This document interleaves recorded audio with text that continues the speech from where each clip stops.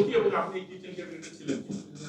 না, এটা আমিও বলেছি যে কিচেন ক্যাবিনেট ছিল, কিন্তু আমি সেটার সদস্য ছিলাম না। তো এখন তো আবার শুনছি যে কিচেন ক্যাবিনেটেও সব সিদ্ধান্ত হতো না, খলিল সাহেব একাই নাকি ওই চুক্তি করে ফেলতেন। কালকে আমি একটা নিউজ দেখলাম যে ফাজুল কবির খান তিনি বলছেন চুক্তির বিষয়ে তিনিও জানেন না, আসিফ নজরুল স্যারও বলছেন তিনিও জানেন না।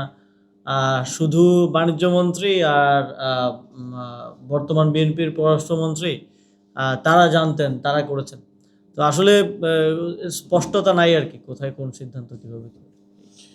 এই বিষয়ে একটাই স্পষ্ট, যেটা চুক্তি নিয়ে কথা হচ্ছে, ঘটনাটা মূল হলো যে আমরা সাধারণত বাংলাদেশের পোশাক শিল্প থেকে আমেরিকা প্রচুর জিনিস রপ্তানি করে থাকি। লাইক দ্যাট আমি আজকে 100 টাকা ওইখানে হলো আমি রপ্তানি করলাম। এখন ট্রাম্প হলো তার দেশীয় জায়গাটা সে নিশ্চিত করতে চায়, কারণ তার দেশে সবাই হলো রপ্তানি করে, তার দেশের প্রোডাক্ট সে বাইরে বিক্রি করতেছে না চায়নার দাপটে। তখন সে বলল, ঠিক আছে তুমি যদি আমার কাছে 100 টাকার কাপড় বিক্রি করো, এই কাপড়ের যে র ম্যাটেরিয়াল সুই সুতা সেগুলো তুমি চায়না থেকে না নিয়ে আমার থেকে নিতে হবে। অর্থাৎ তাহলে আমার একটা ব্যালেন্স থাকবে। তুমি যদি আমার মার্কেটে বিক্রি করো তাহলে র ম্যাটেরিয়ালস আমার থেকে কিনো। মূল কাহিনী হলো এখানে।